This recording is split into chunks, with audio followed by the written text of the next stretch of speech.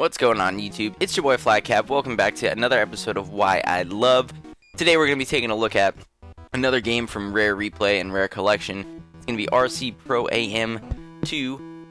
It's a racing game, and it's a top-down kind of racing game that has really weird control style where, especially with the dual analog sticks that we're used to on today's controllers, steering can be kind of weird. It's always relative to which direction your car is facing, so it's somewhat isometric. Or wait, what the fuck am I saying? Isometric in that way. Oof. Anyway, so we're back here playing this. The reason that I chose to include this game is because I never got to play any of the old Mario Kart games, or really any of the racing games that were big on the NES, the Super NES, the N64. I mean, of course I've played Mario Kart 64. I think you'd be hard-pressed to find someone who hasn't, but playing this game, I felt like I was getting introduced to kind of the genetics behind Mario Kart 64, and I felt like I was also getting introduced to the genetics behind Super Mario Kart on the Super Nintendo Entertainment System. And if you notice too, like in these tracks, there's some things that become staples later on in driving games. We have these little arrows which actually make your car go way faster. You get a boost. There's little money pickups on the ground, little battery packs. I like how they kind of play with that aesthetic too, how it's, it's RC Pro AM, these little kind of like wind up toy cars, so we need these battery packs in order to keep them going strong. So nice little creative touch there. There's oil slicks, there's bombing runs, there's weapon upgrades, there's car upgrades. I mean, anything you could possibly think of as far as being able to tune your car. And for 1992, when this was released, that's a pretty big deal. You can see right here, I'm using the left trigger on this portion because I got kind of screwed over right there. If you notice that yellow car is kind of blinking, that means he's got a fully charged battery, and if he runs into me, it's going to make me spin out and die like it did for me and the blue car right there. But that's okay. We'll take a third place finish. I do have every single achievement or milestone, I guess, for this game. They don't have achievements necessarily. They don't have a full achievement list if it's not a newer game on the Rare Replay.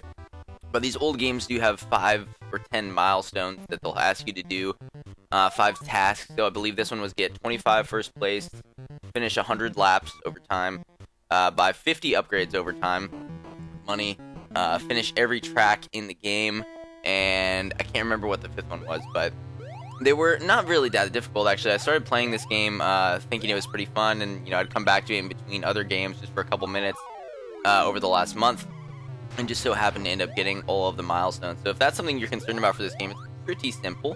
But the upgrade system is something that I really like. Now, the first RC Pro AM is actually on Rare Replay as well, and I was kind of debating whether or not to include that game or this game, because obviously the first one is older. It has more of a nostalgic feel probably for some people, and it's probably also really apparent, even more so than this one, some of the genetics of future racing games.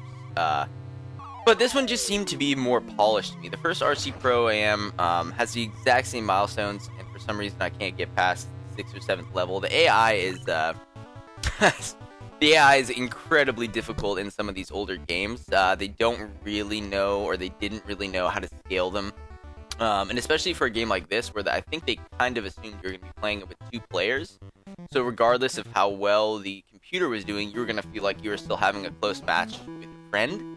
But if you're playing by yourself, it's really, really difficult, for some of these maps especially, because basically messing up one time or slowing down at a point where you should be going full speed, or missing a boost arrow, is the difference between you getting 1st and 4th place. Now, here are these bombing runs that I was talking about. Now, you can see I didn't even rewind right there because got hit twice. I'm about to get hit a 3rd time if I remember correctly. Nope.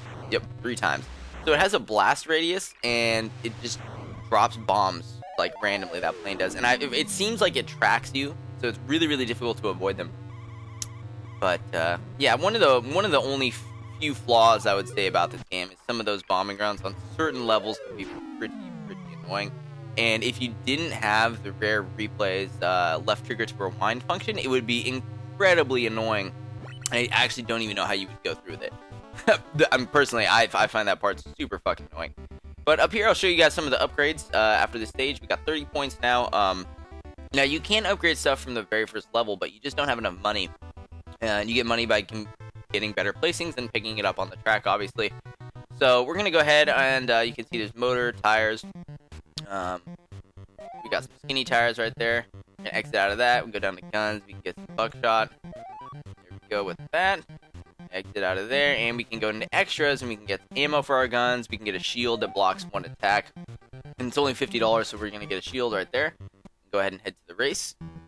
And those upgrades in RC Pro AM 1 used to be picked up on the track. And there was a certain number of them per track.